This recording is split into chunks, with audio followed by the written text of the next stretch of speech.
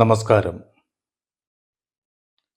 Kerala service റൂളിൻ്റെ ഒരു പുതിയ class ആരംഭിക്കുകയാണ്. ഡിപ്പാർട്ട്മെൻ്റൽ പരീക്ഷ എഴുതുന്ന എല്ലാ പരീക്ഷാർത്ഥികളെയും സർവീസ് ട്രാക്കിലേക്ക് സ്വാഗതം ചെയ്യുന്നു. കേരള സർവീസ് റൂൾ അഥവാ KSRന് 3 ഭാഗങ്ങൾ ഉണ്ട്. Part 1, part 2, part 3. പാർട്ട് 1ഉം പാർട്ട് 2ഉം പ്രാബല്യത്തിൽ വന്നത് 1/11/1959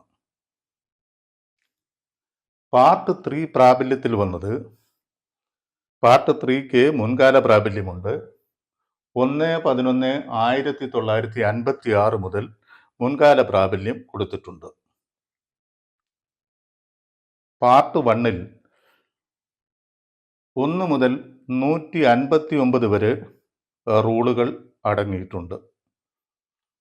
പാർട്ട് 2ൽ 1 മുതൽ 116 വരെ റൂളുകൾ അടങ്ങിയിട്ടുണ്ട്.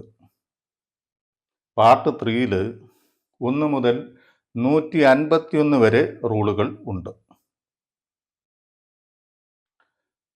പാർട്ട് 1, പാർട്ട് 2, പാർട്ട് 3 ഈ ഭാഗങ്ങളിൽ ഏതെല്ലാം വിഷയങ്ങളെ പറ്റിയാണ് പ്രതിപാദിക്കുന്നത് എന്ന് പരിശോധിക്കാം. പാർട്ട് 1ൽ സർവീസിൻ്റെ പൊതുവ്യവസ്ഥകൾ, general conditions of the service, pay fixation, increment, leave, joining time, foreign service തുടങ്ങിയ വിഷയങ്ങളെ പറ്റിയാണ് പ്രതിപാദിക്കുന്നത്. സർവീസിൻ്റെ പൊതുവ്യവസ്ഥകൾ, പേ ഫിക്സേഷന്, increment, leave, joining time, foreign service തുടങ്ങിയ വിഷയങ്ങളെ പറ്റി പ്രതിപാദിക്കുന്നു. പാർട്ട് 2ൽ ട്രാവലിംഗ് അലവൻസിനെ പറ്റിയാണ് പ്രതിപാദിക്കുന്നത്. പാർട്ട് 3ൽ പെൻഷൻ, ഗ്രാറ്റുവിറ്റി തുടങ്ങിയ വിഷയങ്ങളെ പറ്റിയാണ് പ്രതിപാദിക്കുന്നത്.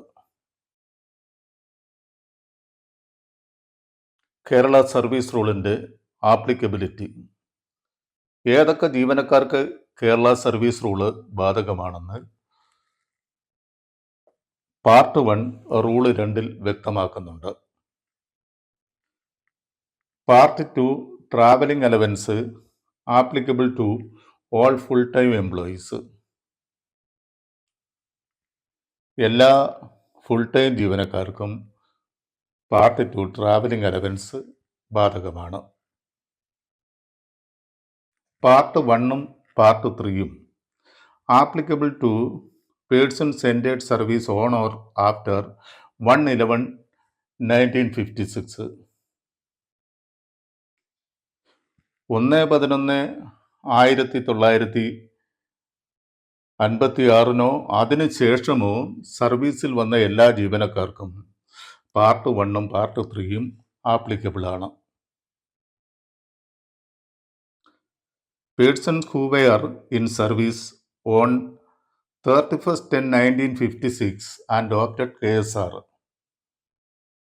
31/10/1956 സർവീസിലുള്ളവരും തുടർന്ന് KSR ഓപ്റ്റ് ചെയ്ത ജീവനക്കാർക്കും KSR ബാധകമാണ്. Those who absconded from quasi-government or other institutions on or after 1/11/1956 and opted KSR 1/11/1956 അതിനു ശേഷമോ ക്വാസി ഗവൺമെൻറ് സ്ഥാപനങ്ങളിൽ നിന്നോ മറ്റു സ്ഥാപനങ്ങളിൽ നിന്നോ വന്ന ജീവനക്കാർ KSR ഓപ്റ്റ് ചെയ്തിട്ടുണ്ടെങ്കിൽ അവർക്കും KSR ബാധകമാണ്.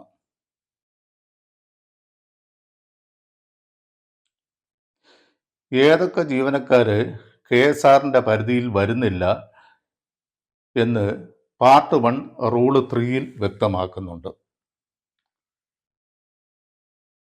Those who are appointed by special provision, പ്രത്യേക വ്യവസ്ഥകളിൽ നിയമിതരായ ജീവനക്കാരുണ്ട്. അവർക്ക് KSR ബാധകമല്ല. ഉദാഹരണമായിട്ട് മന്ത്രിമാരുടെ പേഴ്സണൽ സ്റ്റാഫ്, അവർക്ക് KSR ബാധകമല്ല. Those who excluded by gazette notification, gazette notification മൂലം ഒഴിവാക്കിയ ജീവനക്കാരുണ്ട്. അവർക്കും KSR ബാധകമല്ല. ഉദാഹരണമായിട്ട് NMR വർക്കേഴ്സ്, NMR വർക്കേഴ്സിന് KSR ബാധകമല്ല.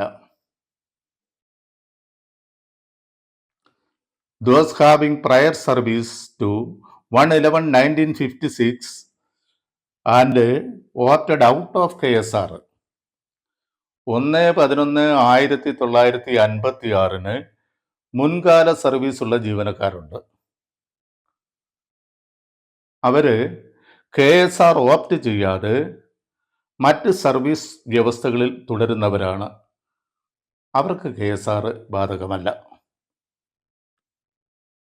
അതുപോലെ ടെമ്പററി അപ്പോയിൻമെന്റ് by employment exchange,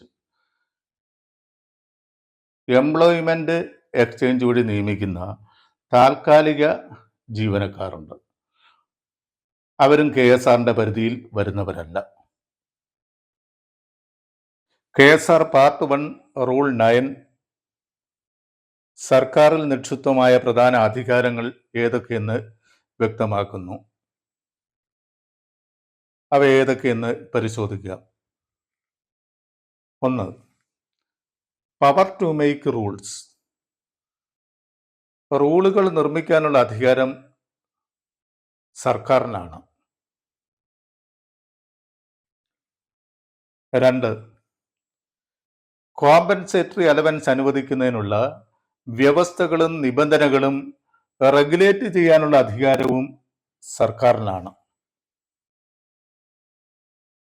compensatory allowance അനുവദിക്കാനുള്ള വ്യവസ്ഥകളും നിബന്ധനകളും അത് റെഗുലേറ്റ് ചെയ്യുന്നത് സർക്കാരാണ്. 3. സർക്കാർ കെട്ടിടങ്ങളുടെ റെന്റും അത് ഉപയോഗിക്കുന്ന ഉദ്യോഗസ്ഥരിൽ നിന്ന് റെന്റ് റിക്കർവ് ചെയ്യാനുള്ള അധികാരവും സർക്കാരിനാണ്. കെട്ടിടങ്ങളുടെ റെന്റ് നിർണ്ണയിക്കുക മാത്രമല്ല, ആ കെട്ടിടങ്ങൾ ഉപയോഗിക്കുന്ന ഉദ്യോഗസ്ഥരിൽ നിന്നും റെന്റ് റിക്കവർ ചെയ്യാനുള്ള അധികാരവും സർക്കാരിൽ നിക്ഷിപ്തമാണ്. 4. ഫോറിൻ സർവീസിലേക്ക് ട്രാൻസ്ഫറായി പോയ ഉദ്യോഗസ്ഥരുടെ ലീവും പെൻഷൻ കോൺട്രിബ്യൂഷനും റെമിറ്റ് ചെയ്യാനുള്ള അധികാരവും സർക്കാരിനാണ്. 5. ഫോറിൻ സർവീസിലേക്ക് ട്രാൻസ്ഫറായി പോയ ഉദ്യോഗസ്ഥരുടെ പെൻഷനും ഗ്രാറ്റുവിറ്റിയും ഫോറിൻ ഓഫീസറിൽ നിന്ന് സ്വീകരിക്കാൻ അനുവാദം കൊടുക്കുന്നതും സർക്കാരാണ്. ഈ പറഞ്ഞ 5 അധികാരങ്ങളും സർക്കാരിൽ നിക്ഷിപ്തമാണ്. അത് സബോർഡിനേറ്റ് ഓഫീസർക്ക് ഡെലിഗേറ്റ് ചെയ്തു കൊടുക്കാൻ പാടില്ലാത്തതാണ്. ഇന്നത്തെ ക്ലാസ് ഇവിടെ അവസാനിക്കുന്നു. അടുത്ത ക്ലാസ്സിൽ വീണ്ടും കാണാം.